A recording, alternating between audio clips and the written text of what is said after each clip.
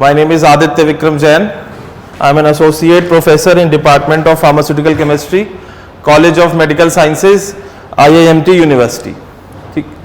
Today we would be starting with different techniques of pharmaceutical analysis.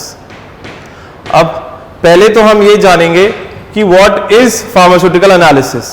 Pharmaceutical analysis होता क्या है, पहले हम सबसे पहले ये समझने की शुरुआत करेंगे, तब हम जाएंगे different techniques of pharmaceutical analysis पे। सबसे पहली चीज, आप सिर्फ इन वर्ड्स को ध्यान दीजिए। फार्मास्यूटिकल एनालिसिस मतलब समथिंग फार्मेसी से रिलेटेड है जिसकी आप एनालिसिस करेंगे, that is known as pharmaceutical analysis.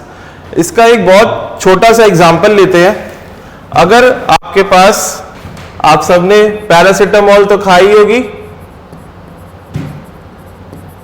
ठीक है। ये दवा आपको तब दी जाती है जब आपको फीवर होता है, ठीक है, आपकी बॉडी में पेन होता है। पैरासिटामोल इज कॉम्बीफ्लेम, ये आपको तब दी जाती है। अगर आप ध्यान से कभी आपने इस टैबलेट को देखा होगा तो ये टैबलेट होती है व्हाइट इन कलर, ठीक है। आपने देखी होगी स्मॉल स्मॉल टैबलेट्स, किसी भी आप मेडिकल स्टोर में जब जाएंगे तो आपको ये पैरासिटामोल बोलेंगे तो वो आपको 10 गोली का एक पत्ता दे देगा, ठीक। My aim is to make you able to understand what is pharmaceutical analysis. कभी कभार I would explain you in the language of common people so that आपकी समझ में ज्यादा आए। That is the aim of a teacher. अब यहां पे ये टैबलेट व्हाइट है, ठीक। यहीं पे एक और एग्जांपल ले लेते हैं। आप सब स्कूल जाते होंगे या स्कूल गए होंगे, फिर आप कॉलेज में भी, बहुत सारे कॉलेजेस में भी ये देखेंगे, यूनिवर्सिटीज में ये देखेंगे। आज भी हम लोग की पढ़ाई किससे होती है? Indian system of education is based on chalk and black board, ठीक। अब ये चॉक भी आपने देखा होगा कि ये व्हाइट इन कलर है। अब अगर कोई आपको एक हाथ में चॉक दे दे और दूसरे हाथ में पैरासिटामोल दे दे जो कि ग्राउंडेड हो, मतलब आपको इसको पीस के दे दी जाए और आपको चॉक दे दी जाए, एक हाथ में पैरासिटामोल और दूसरे हाथ में आपको चॉक दे दी जाए, ठीक। अब आपसे कहा जाए कि इनको सिर्फ देखने पे बता दो कि कौन सी पैरासिटामोल है और कौन सी आपकी चॉक है, तो आप शायद इसको ना बता पाए, ठीक। ऐसे ही इसी चीज को पता करने के लिए हम किस चीज का यूज करते हैं? फार्मास्यूटिकल एनालिसिस, ठीक। अब यहीं पे अलग अलग तरीके हैं ये पता करने के लिए कि पैरासिटामोल हो गई और चॉक हो गई, इसमें कैसे क्या अंतर होगा, ठीक। ये तो फर्स्ट बेसिक अंडरस्टैंडिंग है फार्मास्यूटिकल एनालिसिस की, ठीक। सेकंड चीज पे चलते हैं। फार्मास्यूटिकल एनालिसिस बेसिकली आपका 2 टाइप का होता है। बेसिक अंडरस्टैंडिंग, आप दुनिया में किसी भी चीज को पहचानना चाहो तो वहां पे एनालिसिस जो है, किसी चीज को पहचानना, किसी चीज को आइडेंटिफाई करना, वो आपकी कितने टाइप की है? 2 टाइप की, ठीक। पहला तो हम ये जानेंगे कि वो चीज क्या है, ठीक है, व्हाट इट इज, ठीक है, मतलब कि वो चीज है क्या। दूसरी हम चीज जानेंगे कि वो कितनी है, हाउ मच। अगर आपको ये पता चल जाए, किसी भी चीज को आपको डिफाइन करना है, ठीक है। सपोज करो एक व्हीकल जा रही है रोड पे, आपको पहचानना है कि वो क्या है, ठीक। तो आप उसको क्या डिफाइन करेंगे कि वो कार है कि बाइक है कि बाइसिकल है कि बस है। पहली चीज वो क्या है, व्हाट, वो है क्या। दूसरी चीज हम डिफाइन करते हैं कि वो कितनी है, ठीक। अगर एक कार जा रही है कि 2 कार जा रही है कि एक कार एक बस जा रही है, तो आप ऐसे उसको डिफाइन करते हैं कि वो चीज क्या है और वो चीज कितनी है, ठीक। दोबारा से एक बार स्टार्टिंग से स्टार्ट करते हैं। फार्मास्यूटिकल एनालिसिस जो है, हम उसमें यह पहचानते हैं कि फार्मेसी ड्रग से रिलेटेड जो भी चीजों की एनालिसिस होती है, that is known as pharmaceutical analysis. किसी भी चीज की एनालिसिस जो होती है वो 2 टाइप की हो सकती है। पहला है कि वो चीज क्या है और दूसरी है वो कि वो चीज कितनी है, ठीक। उम्मीद करते हैं यहां तक आपको कोई भी प्रॉब्लम नहीं होगी, ठीक। सेकेंड स्लाइड में चलते हैं। अब यहीं पे वो चीज आ जाती है जो अभी हम आपको बता रहे थे कि वो चीज क्या है और वो चीज कितनी है, ठीक। अगर आपके पास, जैसे हमने पहले वाला एग्जांपल भी लिया था, अगर आपके पास वो चीज है पैरासिटामोल, ठीक। अब पैरासिटामोल एक सिंपल सी ड्रग है, फर्स्ट ईयर में हैं आप, ठीक, बेसिक चीजों से, अपनी अंडरस्टैंडिंग से, जो चीजें आप आज तक देखते आए हैं उस चीज से रिलेट करके चलेंगे। तो पहली हो गई पैरासिटामोल, ठीक। अब आप कहेंगे कि सर यहां तो ये सिर्फ हम सॉलिड की बात कर रहे हैं, अगर हम लिक्विड की बात कर लें तो मान लेते हैं कि आप एक सिरप ले लेते हैं। आप सबने बेनाड्रिल जरूर पिया होगा, जब कभी आपकी तबीयत खराब रही होगी तो आपने बेनाड्रिल पिया होगा। हर किसी को खांसी में देते हैं, छोटे बच्चों को खास तौर से। तो यहां पे सॉलिड और लिक्विड हम दोनों की बात करेंगे, ठीक है। अब हमने आपसे चीज पूछी कि वो चीज क्या है और वो चीज कितनी है, क्वालिटेटिव, ठीक, किसी चीज की क्वालिटी को पहचानना, ठीक, मतलब कि वो चीज क्या है। क्वालिटी वर्ड आप देख रहे हैं यहां पे, ये क्वालिटी वर्ड है, ठीक। क्वालिटी से मतलब निकलता है व्हाट, ठीक। अब आगे देखते हैं, its provides information about the identity of the sample including its atomic structure और functional groups present in it, ठीक। अब क्योंकि हम लोग एनालिसिस की तरफ जा रहे हैं, एटॉमिक लेवल पे जाएंगे, छोटी सी छोटी चीज देखेंगे, तो यहां पे हम बेसिक चीज की बात कर रहे हैं कि उसका एटॉमिक स्ट्रक्चर क्या है, कि उसके अंदर फंक्शनल ग्रुप क्या है, ठीक। अब जैसे हमने आपको पहले एग्जांपल लिया था, चौक है, ठीक। चौक किससे बनती है, कैल्शियम से, वेरी गुड। चौक बनती है कैल्शियम से, जिसपे आप लिखते हैं, ठीक। इसी तरीके से आपके घर में जो पत्थर लगा है, जो मार्बल है, वो भी किस चीज से बनता है, कैल्शियम से, ठीक। तो वही चौक जो है वो किससे बनी है, कैल्शियम से। तो जब चौक की एनालिसिस होगी तो आपको क्या पता चलेगा कि उसके अंदर क्या है, कैल्शियम है। ऐसे ही जब आप किसी ड्रग की एनालिसिस करेंगे तो आपको क्या पता चलेगा कि उसके अंदर का एटॉमिक स्ट्रक्चर क्या है, मतलब कि उसके अंदर अगर कोई रिंग है तो वो कितनी है, ग्रुप्स हैं अगर तो उसमें कितने हमारे कौन कौन सा तरीके के फंक्शनल ग्रुप्स प्रेजेंट है, ठीक। तो ये पहली बात हो गई कि वो चीज क्या है। अब सेकंड चीज हमने आपको कहा था कि वो चीज कितनी है, उस पे आते हैं, दैट इज क्वांटिटेटिव, ठीक। मतलब कि आपने इसको क्वांटिफाई करने की कोशिश करी है, किसी चीज को नापने की कोशिश करी है, दैट इज हाउ मच, ठीक। किसी चीज को हमने नापने की कोशिश करी है, दैट इज हाउ मच।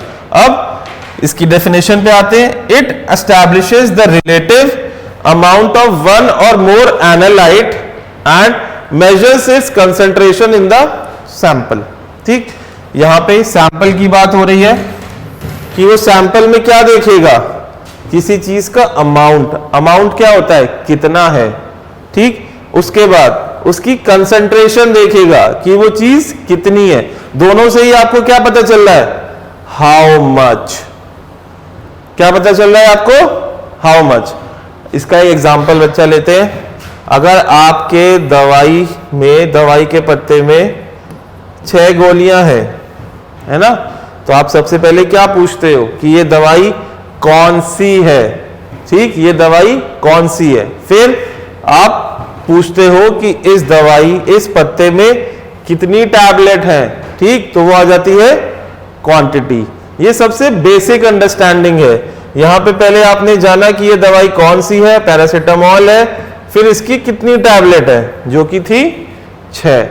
अब यही चीज अगर आपको अननोन के साथ करनी पड़े, ठीक, अब थोड़ा सा कॉम्प्लिकेटेड या थोड़ा सा हायर लेवल पे एजुकेशन को लेके चलते हैं कि अब हम अननोन की बात करेंगे। पहले तो देखो हम आपको बता रहे थे ना कि पैरासिटामोल है, सिरप है, अगर सिरप है तो वो बेनाड्रिल है, ठीक, या कोई दूसरा सिरप है। और अगर वो सिरप है तो कुछ छोटे सिरप आते हैं, कुछ बड़ी बॉटल आती हैं, कुछ 30 ml होता है, कुछ 60 ml, कुछ 120 ml की बॉटल्स आती हैं।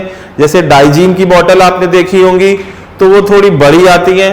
तो यहां पे आप देखेंगे कि वो कितनी है। होप आपको यहां तक की अंडरस्टैंडिंग हो चुकी होगी, ठीक।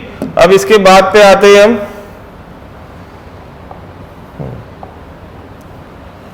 ठीक। अब इसके बाद अगर हम देखेंगे तो यहां पे अब हम बात करेंगे अननोन सैंपल्स की, ठीक है। अननोन सैंपल मतलब आपको नहीं पता है कि आपको जो दिया गया है क्या दिया गया है। हमने पहली चीज में देखा था कि ना कि अगर आपके एक हाथ में चौक होगी, एक हाथ में आपको कोई पैरासीटामोल दे दे तो आप कैसे पता करेंगे। अब हम उस चीज पे चलते हैं। ठीक, आप अपनी कॉमन सेंस से बताइएगा, आपके पास जितनी भी मेडिसिन आती हैं, जितनी भी आपके पास ड्रग्स आती हैं, वो सब कहां बनती हैं? किसी ना किसी फैक्ट्री में बनती है, किसी ना किसी इंडस्ट्री में बनती है, राइट। तो अब वो जो फैक्ट्री है, वो जो इंडस्ट्री है जहां पे भी वो दवा बन रही होगी, ठीक, उसको बनाने का तरीका देखना पड़ता है।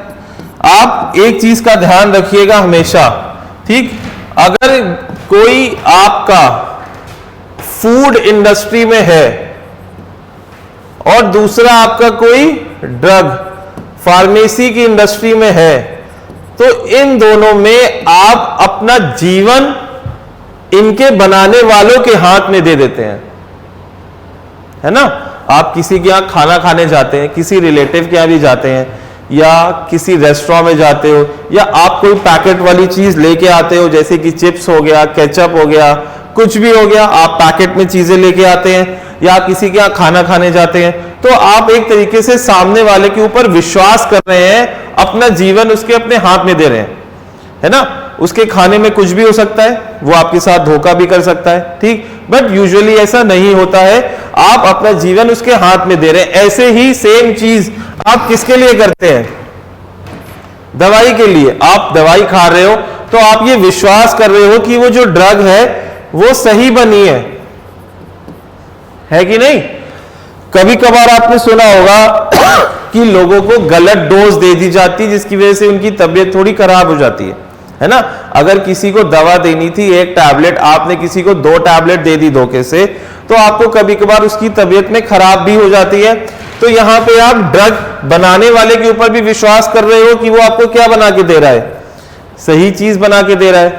तो वो जो इंडस्ट्री है जहां पे भी वो ड्रग्स बन रही है, वहां पे आप एक चीज देखेंगे कि इंडस्ट्री वाला खुद की क्वालिटी चेक करने के लिए कि चीज सही बन रही है कि नहीं, ठीक, मतलब आपको जो पैरासीटामोल देने वाली है वो सही में पैरासीटामोल बन रहा है कि नहीं। दूसरी बात, उसकी क्वालिटी सही बन रही है कि नहीं, वो भी तो उसको चेक करना पड़ेगा।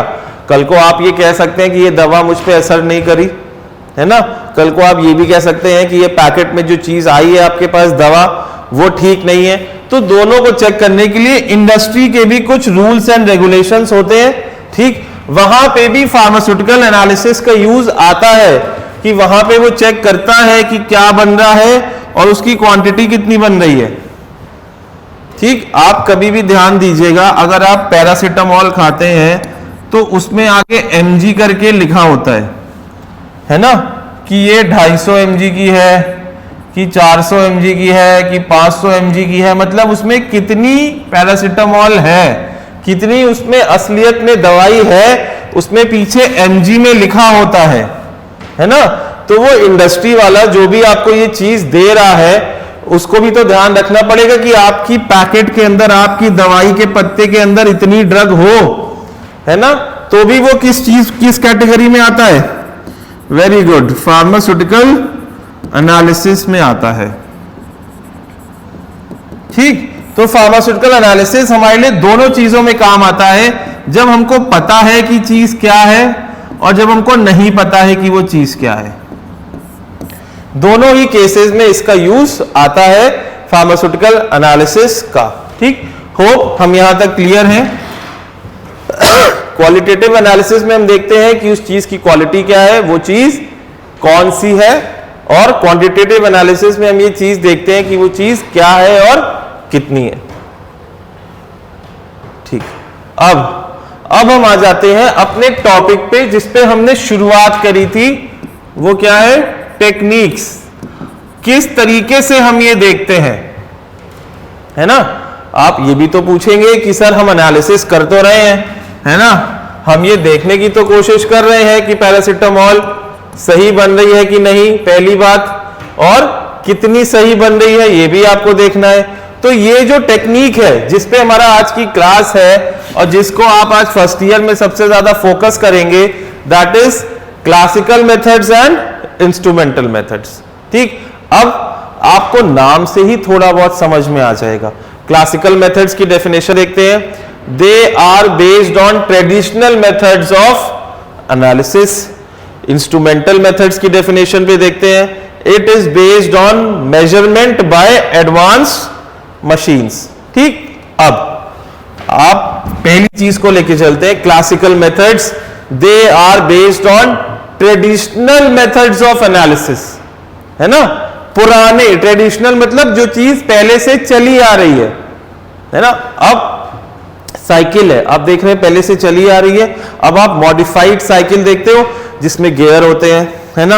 अब बहुत सी साइकिल आ रही है जिसमें बैटरी तक फिट होती है, बहुत सी साइकिल ऐसी आ रही है कि आप चलाओ तो उसकी बैटरी चार्ज हो जाएगी, ये भी आप देख रहे हैं। तो यहां पे क्लासिकल मेथड्स जो है they are based on traditional methods of analysis, मतलब कि जो पहले से चले आ रहे हैं। अब सेकंड चीज क्या है, इंस्ट्रूमेंटल मेथड्स, है ना। अब सेकंड चीज है इंस्ट्रूमेंटल मेथड्स, तो आप इसके वर्ड से ही समझ जाएंगे क्या है ये, इंस्ट्रूमेंट।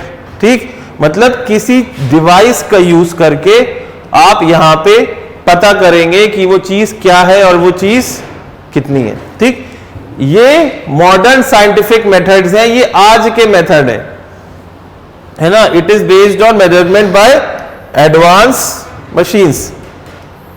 आप सॉफ्टवेयर देख रहे हैं आजकल, पहले देखेंगे आप जब आपको ट्रेन की टिकट करनी होती थी तो पहले हम लोग काउंटर पे जाके लगते थे।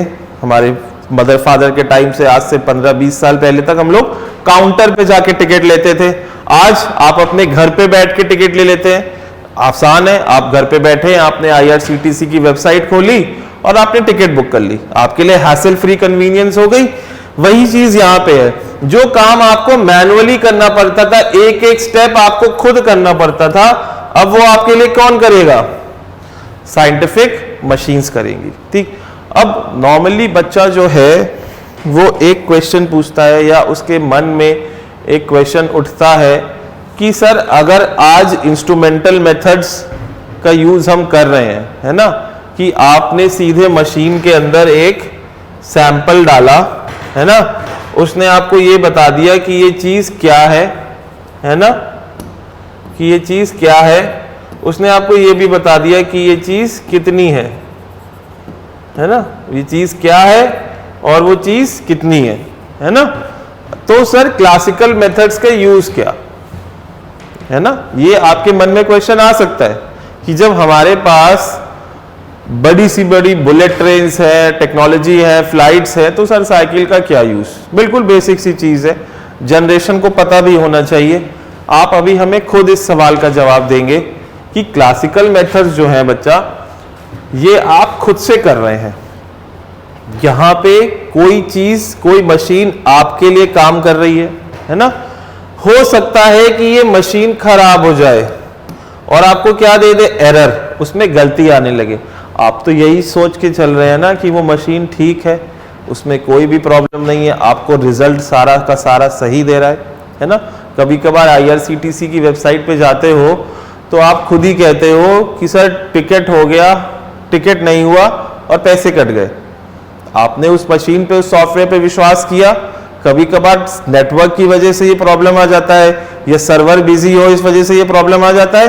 तो सेम चीज यहां पे भी हो सकती है ना, कि आपने उस मशीन का यूज किया और आपको क्या मिलने लगा, एरर। तब आप क्या करेंगे, इंडस्ट्री तो आपकी चलनी ही है, वो तो नहीं रोक सकती प्रोडक्शन, लोगों को दवाइयों की जरूरत लगी रहती है, तो उस केस में हम किसका यूज करते हैं, क्लासिकल मेथड्स का। ये हो गया पहला कारण।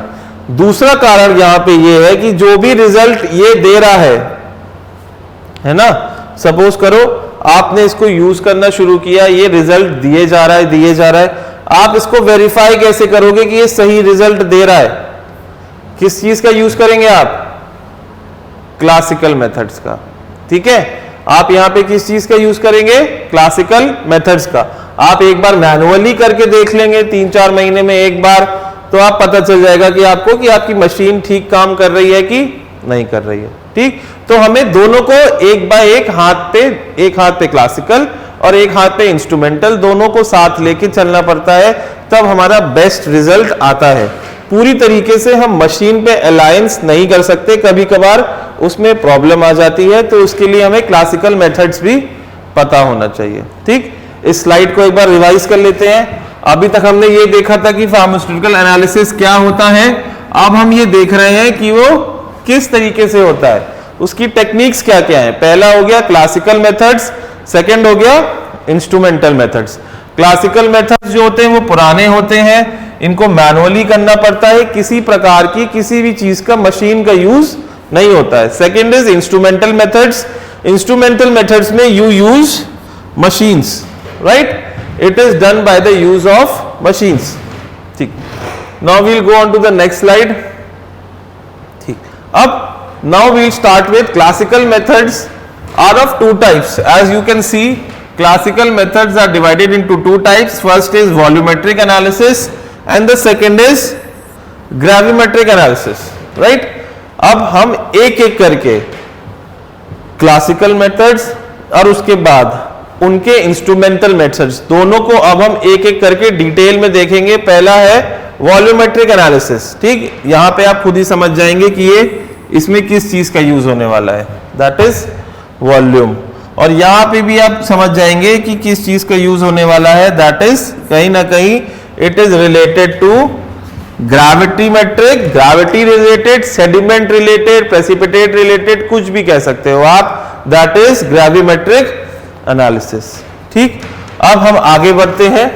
ठीक, आगे हम आ जाते हैं वॉल्यूमेट्रिक एनालिसिस में। ठीक, आपने देखा क्लासिकल मेथड्स के दो टाइप थे,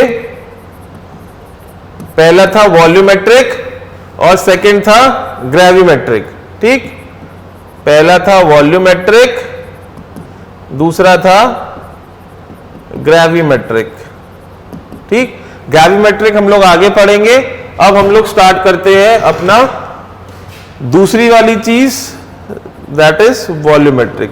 वॉल्यूमेट्रिक में जो सबसे पहली चीज आएगी that is neutralisation acid base titration. ठीक, ये सबसे बेसिक चीज है एनालिसिस की। ठीक, अब आप इसमें देखो कि कौन सा वर्ड हो रहा है, टाइट्रेशन वर्ड यूज हो रहा है। यहां पे कौन सा वर्ड और यूज हो रहा है, न्यूट्रलाइजेशन। यहां पे क्या यूज वर्ड हो रहा है, एसिड एंड बेस। मतलब कि आप एसिड और बेस को मिलाएंगे तो कौन सी रिएक्शन होती है, वेरी गुड, न्यूट्रलाइजेशन रिएक्शन। ठीक, उसी का यूज करके हम टाइट्रेशन करेंगे। ठीक, अब पहले आपको टाइट्रेशन बता देते हैं कि टाइट्रेशन क्या होता है। ठीक है, टाइट्रेशन में अगर आप ध्यान से देखेंगे तो टाइट्रेशन का मतलब होता है जब हम एक चीज का यूज करके दूसरी चीज का पता करें और उसमें क्या हो, एक एंड पॉइंट हो। मतलब हमें यह तो पता चले कि सर रिएक्शन खत्म कब हो रही है ना।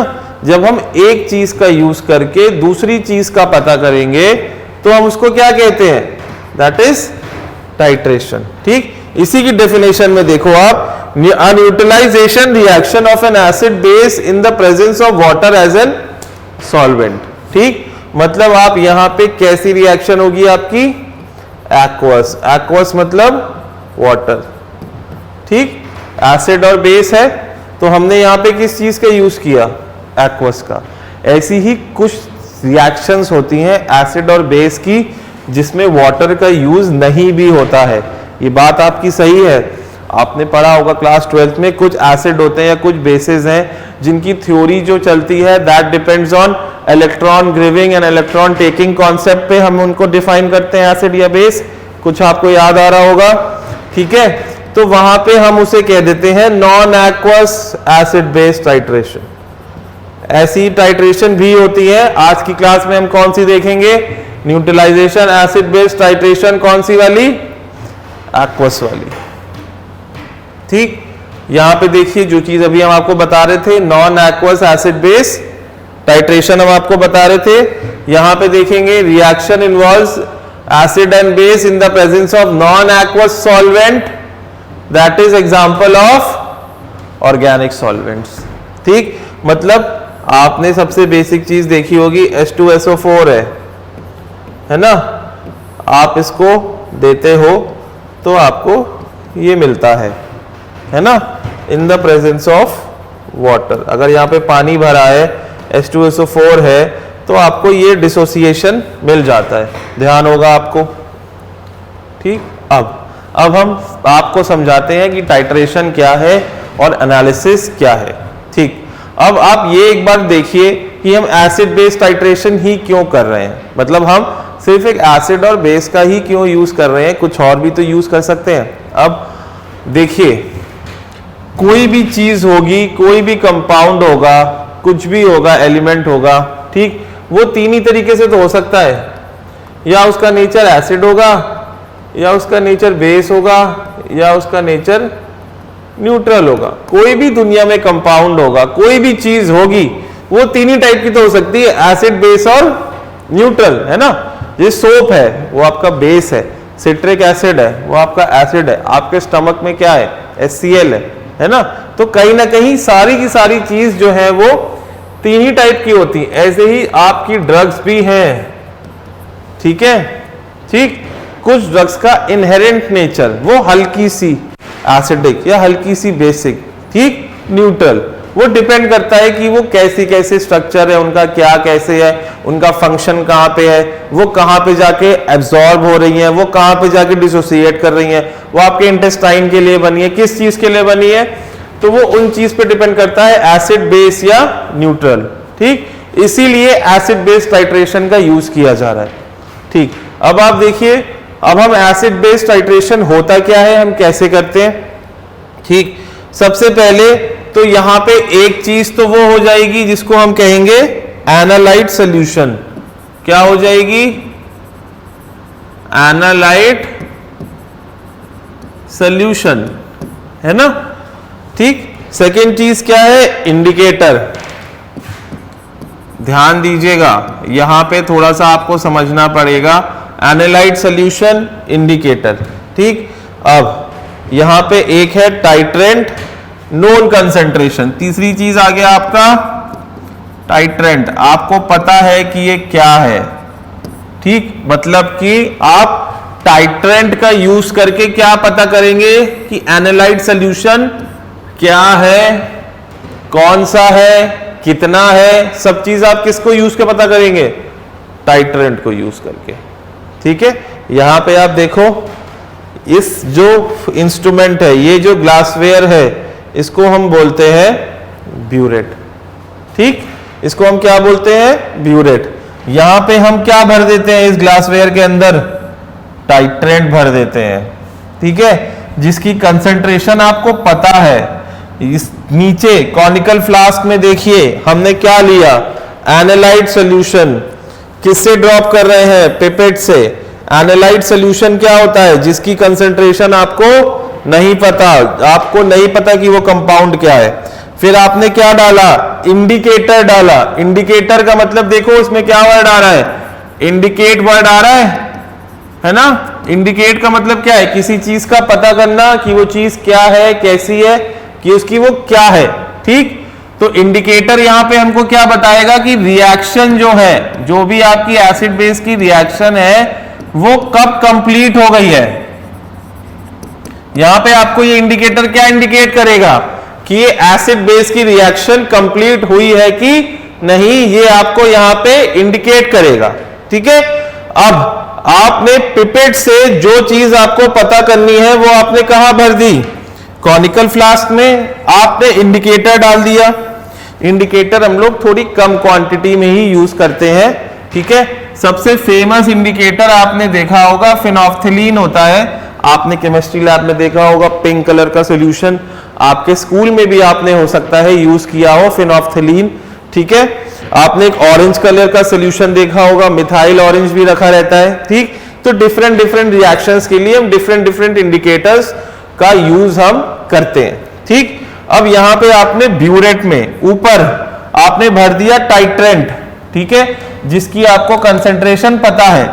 नीचे आपने वो भरा जिसकी कंसंट्रेशन आपको नहीं पता है। आपने 2-3 ड्रॉप ऑफ इंडिकेटर डाल दिया। ठीक, अब इतना हमारा सेटअप तैयार हो चुका है। ये पहला स्टेप है, सेटअप तैयार हो चुका है। अब क्या करेंगे, धीरे धीरे ब्यूरेट को खोलेंगे और ड्रॉप बाय ड्रॉप इसमें सॉल्यूशन गिरेगा। किसमें गिरेगा, कॉनिकल फ्लास्क में गिरेगा, ठीक ऊपर बेस है, नीचे एसिड है। ठीक, मान लेते हैं कि ऊपर बेस भरा है और नीचे एसिड भरा है। ठीक है, अब धीरे धीरे ये हम गिराएंगे तो यहां पे एसिड कम होने लगेगा, बेस जो है वो एसिड को धीरे धीरे खाने लगेगा, है ना। यही तो हम देखते हैं ना कि बेस एसिड को न्यूट्रलाइज कर रहा है, धीरे धीरे इस सॉल्यूशन की एसिडिटी कम होती जाएगी, एसिडिटी इस सॉल्यूशन की धीरे धीरे कम होती जाएगी, क्योंकि आप इसमें क्या डालते जा रहे हैं, ऊपर से बेस, है ना। और जैसे ही पूरा एसिड, एक समय आएगा कि एसिड धीरे धीरे खत्म हो जाएगा और एसिड किसके बराबर पहुंच जाएगा, बेस के। मतलब कि अब ये सॉल्यूशन क्या हो चुका है, न्यूट्रल। और अब अगर गलती से आपसे बेस ऊपर वाला सॉल्यूशन नीचे में थोड़ा ज्यादा चला गया तो अब ये सॉल्यूशन क्या बन जाएगा, बेसिक बन जाएगा। ठीक, हमें कहां पे रुकना है, यहीं पे रुकना है जहां पे न्यूट्रलाइजेशन, एसिड भी खत्म हो चुका हो और बेस खत्म हो चुका, बेस ने एसिड को खत्म कर दिया हो। उसी को पॉइंट को हम क्या कहते हैं, आपका एंड पॉइंट कहते हैं। एंड पॉइंट मतलब जब पूरा एसिड खत्म हो गया हो और बेस ने उसको खत्म कर दिया हो। ठीक है, यहां तक समझ में आ गया आपकी। अब धीरे धीरे ड्रॉप वाइज हम लोग बेस को एसिड में डाल रहे हैं, धीरे धीरे यहां का एसिडिटी कम हो रही है, कंसंट्रेशन कम होती जा रही है। ठीक है, अब आप देखो कि एक समय ऐसा आएगा जब ये सॉल्यूशन आपको दिख रहा है पिंक कलर का हो चुका है। इसका क्या मतलब है कि कौन सी सिचुएशन पहुंच गई, अब ये सिचुएशन हो गई न्यूट्रल, मतलब सारा एसिड खत्म। ठीक, अब इसी चीज पे आपको आपके रुक जाना है। अब जितनी भी आपका बेस लगा है, देखो यहां से शुरुआत हुई थी, आपका ब्यूरेट कितना भरा था यहां पे, और कहां तक पहुंचा, यहां पे, है ना। तो कितनी कितनी वॉल्यूम खत्म हुई, V1 खत्म हो गया ना आपका। ठीक, पहले इतनी रीडिंग थी, अब इतनी बची, इतनी वॉल्यूम आपकी लग गई किस चीज की, बेस की। यहां पे आपको ये रीडिंग मिल जाएगी, आपको पता है कि यहां पे आपका एसिड की क्वांटिटी कितनी ली थी, मतलब ml कितना लिया था आपने, यहां से आपको पता चल जाएगा, है ना। तो इस चीज से हम लोग कैलकुलेट कर लेंगे कि यहां पे रिएक्शन पूरी हो गई है, अगर एसिड था तो उसकी एसिडिटी कितनी थी, ये आप यहां से पता कर लेंगे। ये फॉर्मूला आपने बहुत पहले ही यूज किया होगा, N1 = V2 = N2V2, ये आपने क्लास 12 की केमिस्ट्री में बेसिक चीजें पढ़ी होंगी। ठीक है, तो this is acid and titration. ठीक, अब इसके बाद पे आ जाते हैं, होपफुली यहां तक क्लियर हो गया हो। ठीक, एसिड बेस टाइट्रेशन मतलब हम बेस की मदद से एसिड को पता कर रहे हैं। ठीक है, बेस आप गिरा रहे हो, नीचे एसिड भरा है, ड्रॉप वाइज गिर रहा, सॉल्यूशन का कलर चेंज हो गया, यहीं पे आपने इसको गिरना बंद कर दिया, फॉर्मूले का यूज किया, आपको पता चल गया। ठीक है, अब कॉम्प्लेक्सोमेट्रिक टाइट्रेशन है, यहां पे भी सेम चीज होगी, ऊपर भी एक चीज होगी। ठीक, ऊपर भी आपका क्या भरा होगा, यहां पे टाइट्रेंट भरा होगा, है ना। नीचे आपका क्या भरा होगा, एनालाइट, जैसे हमने एसिड बेस में देखा था, सेम चीज कॉम्प्लेक्सोमेट्रिक टाइट्रेशन में भी आपको देखने को मिल जाएगी। बट यहां पे आपका क्या बनता है, डिसोसिएटेड कॉम्प्लेक्स बन जाता है। ठीक, जैसे वहां पे न्यूट्रल सॉल्यूशन बन रहा था, वहीं पे कॉनिकल में यहां पे आपको एक क्या मिल जाएगा, कॉम्प्लेक्स मिल जाएगा। तो उस टाइप की रिएक्शन को हम क्या बोलेंगे, कॉम्प्लेक्सोमेट्रिक टाइट्रेशन। इसके डिफरेंट टाइप्स है, वो हम लोग नेक्स्ट क्लास में कंटिन्यू करेंगे। फिर आ जाता है प्रेसिपिटेशन टाइट्रेशन। वेरी गुड, ऊपर टाइट्रेंट, नीचे एनालाइट, रिएक्शन पूरी होने पे क्या बन गया, प्रेसिपिटेट। ओके, रिएक्शन पूरी होने पे क्या बन गया, प्रेसिपिटेट बन गया आपका, तो उसको हम क्या बोलेंगे, प्रेसिपिटेट टाइट्रेशन। ठीक, यहां पे in this reaction sample reacts with standard solution to form a precipitate और अ स्लाइटली सॉल्युबल सॉल्ट, मतलब कि जो नीचे कॉनिकल है उसमें आपको क्या मिल जाएगा, प्रेसिपिटेट। तो आपको पता चल जाएगा कि आपकी रिएक्शन पूरी हो गई है। ठीक, ऑक्सीडेशन रिडक्शन है, यहां पे एक चीज ऑक्सीडाइज होती है तो साइमल्टेनियसली, वेरी गुड, दूसरी चीज क्या होती है, रिड्यूस हो जाती है। ठीक, तो जब हम इस तरीके की टाइट्रेशन यूज करते हैं जहां पे ऑक्सीडेशन और रिडक्शन के कॉन्सेप्ट का यूज होता है तो हम उसे क्या कहते हैं, ऑक्सीडेशन रिडक्शन टाइट्रेशन। ठीक, अब आ जाता है ग्रेविमेट्रिक एनालिसिस, इसकी डेफिनेशन देखते हैं। In this determination of analyte is based on mass of the solid by process of isolating definite compound of element in pure form. In this technique, substance under determination is converted into insoluble precipitate, is collected and weighed. ठीक, अब आप इसको देखते हैं। Gravimetric में हम देखते हैं कि यहां पे एनालाइट का पता कर रहे हो आप, ठीक है, कैसे पता कर रहे हो, मास ऑफ द सॉलिड, मतलब जो भी चीज नीचे बन रही है ना, यहां प्रेसिपिटेट जो बन रहा है इसका आप क्या पता करोगे, mass of isolating definite compound of element in pure form, मतलब ये जो बना है इसको प्योर फॉर्म में जब आप ले लोगे, निकाल लोगे, तब फिर आप पता कर ले जाएंगे कि ग्रेविमेट्रिक एनालिसिस में क्या यूज होता है। ठीक,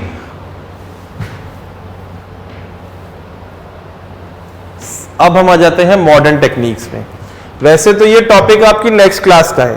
ठीक, ये जो फर्स्ट क्लास है आज हमने एक ही चीज डिटेल में पढ़ी है, that is neutralisation acid base titration.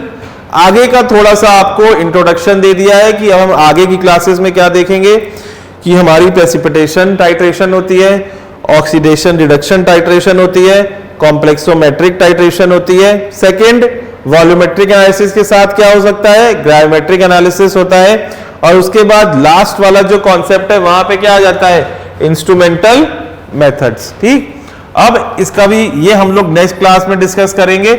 आप खुद थोड़ा बहुत जाके देख के आएंगे, सीख के आएंगे। पहला क्या है, इलेक्ट्रो एनालिटिकल मेथड्स, मतलब वेरी गुड, आपने किस चीज का यूज कर लिया, इलेक्ट्रिसिटी का। इसमें क्या होगा, एक कैथोड होगा, एक एनोड होगा, एक सोल्यूशन होगा। या आपने देखा है गैल्वेनाइजेशन जो आपने 12th में पढ़ा था। ठीक, जिंक को गैल्वेनाइज करते हैं। ठीक, उसी तरीके से सेकंड यहाँ पे है एनालिटिकल सेपरेशन मेथड्स। ठीक, मतलब आप यहाँ पे किसी मशीन का यूज करके उसको क्या करते हैं, सेपरेट करते हैं। फिर एनालिटिकल स्पेक्ट्रोस्कोपिक मेथड्स, स्पेक्ट्रोस्कोपिक का मतलब है हम किस चीज का यूज कर रहे हैं, लाइट का। ठीक, लाइट को कैसे, आपने देखा होगा यहाँ पे कौन सा कॉन्सेप्ट हम देखते हैं, एक तो विबग्योर आता है जो कि हमारा विजिबल स्पेक्ट्रम है, अल्ट्रावायलेट लाइट होती है, इंफ्रारेड लाइट होती है। ठीक है, लाइट के डिफरेंट रेंजेस होती है। तो यहाँ पे जब हम इनका और इनका यूज करते हैं तो फिर हमें पता चल जाता है। ठीक, इसका बेस्ट आपको एग्जांपल लेके समझाते हैं बच्चा। जब भी आप लोग किसी मेडिकल इमेजिंग के लिए जाते हैं, मेडिकल इमेजिंग मतलब आपकी अगर, ठीक है, if your bone is broken, ठीक, तो आप क्या कराते हो, सबसे पहले एक्सरे कराते हैं आप, है ना। दूसरी चीज आप कभी भी देखिएगा, आप क्या कराते हैं, एनएमआर कराते हैं, न्यूक्लियर मैग्नेटिक रेजोनेंस। ठीक, तीसरा आप क्या कराते हैं, सीटी, कंप्यूटराइज्ड टोमोग्राफी कराते हैं आप। ठीक, तीनों में ही आप किसी ना किसी चीज का यूज करते हैं। यहां पे आप किस चीज का यूज कर रहे हैं, एक्सरे का। सीटी में आप यूज कर रहे हैं एक्सरे का। यहां पे एनएमआर में आप किसका यूज कर रहे हैं, मैग्नेटिक चीज का यूज कर रहे हैं आप। ठीक, तो वैसे ही यहां पे भी हम लोग लाइट का यूज करके पता करेंगे कि वो सॉल्यूशन क्या है। आपने ये वाला डायग्राम तो अपने स्कूल में पढ़ा होगा कि लाइट आती है फिर ऐसे ऐसे हो जाती है, इसको आप कहते हो प्रिज्म कहते हो। फिजिक्स में आपने देखा है ऐसे रख के लाइट डिसोसिएट हो जाती है, आपको डिफरेंट कलर्स दिखते हैं। सेम चीज मान लो कि अगर यहाँ पे दवाई नहीं है, कोई सैंपल रखा है, तो भी ये लाइट तो डिफ्लेक्ट करेगा ना। अगर लाइट आ रही है, ये आपका सैंपल रखा हुआ है जिस चीज की आपको टेस्टिंग करनी है, तो ये भी लाइट को इधर उधर फेंकेगा, स्कैटर करेगा, ठीक, डिफ्लेक्ट करेगा। तो इसी चीज को यूज करके हम पता करते हैं। हर एटम, हाइड्रोजन, नाइट्रोजन, वो अलग तरीके से लाइट को डिफ्लेक्ट करता है। उसी चीज को जब हम यूज कर लेते हैं तो हम उसे IR कहते हैं। यहाँ पे आप इंफ्रारेड जब आप सैंपल पे डालोगे फिर वो अलग अलग रेंज देगा, उसको हम क्या बोलेंगे? IR। ठीक। UV मतलब आप किसी चीज पे अल्ट्रावायलेट लाइट डाल रहे हो तो वो अलग तरीके से रिएक्शन करेगा, तो वहां पे हम किस चीज का यूज करेंगे? अल्ट्रावायलेट का। अब कुछ चीजें आप स्मार्ट हैं, कुछ चीजें आपने पहले से देख रखी होंगी। आपने नाम सुना होगा HPLC का, HPTLC का, है ना, मास स्पेक्ट्रोस्कोपी का आपने नाम सुना होगा। ठीक, नहीं सुना है तो ये आपका होमवर्क है, आप सब चीज देख के आएंगे एक बार, फिर हम लोग इसको क्लास में डिस्कस करेंगे। इंस्ट्रूमेंटल मेथड्स की सबसे जो खास बात ये है कि जो भी ये अगर चीज आपको रीडिंग सही दे रहे हैं तो ये बहुत ही प्रिसाइज होते हैं, बहुत ही एक्यूरेट होते हैं। ये चीज आप ध्यान रखेंगे कि फार्मास्यूटिकल एनालिसिस में दोनों चीजें अलग अलग है, प्रिसाइज और एक्यूरेट। दोनों को हम पढ़ेंगे कि दोनों में डिफरेंस क्या होता है। दोनों एक ही चीज यूजुअली नहीं होती है। ठीक है। अब इंस्ट्रूमेंटल दूसरी मेथड्स की क्या खास बात है कि ये फास्ट होते हैं, आपको जल्दी बता देते हैं, है ना। आप एक्सरे कराने जाते हो, आप तुरंत हो जाता है ना एक्सरे, रिपोर्ट थोड़ी देर बाद आती होगी बट आपको एक्सरे आपका तुरंत हो जाता है ना। NMR में जाते हो, कुछ टाइम लगता है, मशीन काम करती है बट आपको रिपोर्ट तुरंत मिल जाती है ना। अल्ट्रासाउंड कराने जाते हो, वहां पे अल्ट्रासाउंड वेव्स का यूज होता है, तो आपको पता चल जाता है कि क्या चीज है आपके अंदर, क्या प्रॉब्लम है। वैसे ही इंस्ट्रूमेंटल मेथड्स हैं तो वो फास्ट होंगे, प्रिसाइज होंगे और वो एक्यूरेट होंगे, रीडिंग जल्दी मिल जाएगी। इंडस्ट्री है, जल्दी चीजों में काम करना है हमको, पूरी वर्ल्ड को मेडिसिन सप्लाई करनी है। जैसे कि आपको पता होगा कि India is the generic pharmacy of the world, है ना। हमारे यहाँ से Africa, US to everywhere. Covid में भी आपने देखा होगा US की डिमांड बहुत ज्यादा थी हमारे पास फॉर कोविड मेडिसिन, तो बिकॉज इंडिया में प्रोडक्शन बहुत ज्यादा है। You are a happy student कि आप इस फील्ड को परस्यू कर रहे हैं। आप थोड़ा सा ध्यान देंगे अपनी फील्ड पे तो it will take you very high where. ठीक, स्पेशली दिस टॉपिक, क्योंकि इस टॉपिक से आपका थोड़ा कॉमन सेंस डेवलप होता है। ठीक, आप जब किसी चीज को पता करते हो ना तो आपका दिमाग ज्यादा काम करता है। ठीक, थोड़ा सा CBI के तरीके समझ लीजिए कि आपको पता करना है कि उस चीज में क्या है ना, तो आपको अपने दिमाग का यूज थोड़ा ज्यादा करना पड़ेगा। That is why those officers are very smart, case को सॉल्व कर ले जाते हैं। यहां पे सेम चीज है, आपको केस सॉल्व करना है कि आपको ये पता करना है कि उस दवा में क्या है और वो दवा कौन सी है, क्योंकि वो दवा किसी ना किसी को मिलने वाली है। ठीक, तो this was your topic of different techniques of pharmaceutical analysis class 1। ठीक है, अब हम इसके आगे की भी देखेंगे in the coming next further classes. तब तक आप ये सारा रिवाइज करेंगे। ठीक है, कुछ बुक्स के नाम हम आपको मेंशन कर रहे हैं, ये आप जाके देखेंगे। थोड़ा बहुत आप गूगल पे डालेंगे तो आपको मिल जाएगा, बेकेट एंड स्टेनलेक। ठीक है, अब क्योंकि एनालिसिस जो है बच्चा ये सिर्फ थ्योरी नहीं है, it is based on practical also. ठीक, यहां पे हमारे पास प्रैक्टिकल का कॉन्सेप्ट ज्यादा है। ठीक है, कि आपको क्या पता करना है, क्योंकि इसी का यूज है इंडस्ट्री में सीधे सीधे जाके। ठीक है, तो यहां पे प्रैक्टिकल फार्मास्यूटिकल केमिस्ट्री आप देखेंगे जाके, आशुतोष कर देखेंगे आप जाके ड्रग एनालिसिस की। उसके बाद ये दो यहाँ पे ये है आर्टिकल्स है, ये थोड़ा रिसर्च में चला जाता है इंसान जब वो थोड़ी हायर स्टडीज करता है। ठीक है, बट बेसिक आप इस बुक से और इस बुक से आपको काफी ज्यादा सीखने को मिल जाएगा। आपकी कॉलेज की लाइब्रेरीज में बुक्स अवेलेबल होंगी। ठीक है, फार्मास्यूटिकल एनालिसिस को थोड़ा ध्यान से पढ़िएगा, क्योंकि अगर ये आपकी समझ में आ जाती है तो ये लाइफ लॉन्ग काम करती है। अगर नहीं समझ में आता है तो लेक्चर को दोबारा देखिए, इन बुक्स को पढ़िए, अपने डाउट्स हमें बताइए ताकि हम इन नेक्स्ट क्लास इनको कंप्लीट कर सकें। ठीक है, चलो, thank you very much and this is all from IIMT university. ठीक है, this programme in this class is brought to you by IIMT university. My name is Aditya Vikram Jain, associate professor, department of pharmaceutical chemistry, college of medical sciences, IIMT university.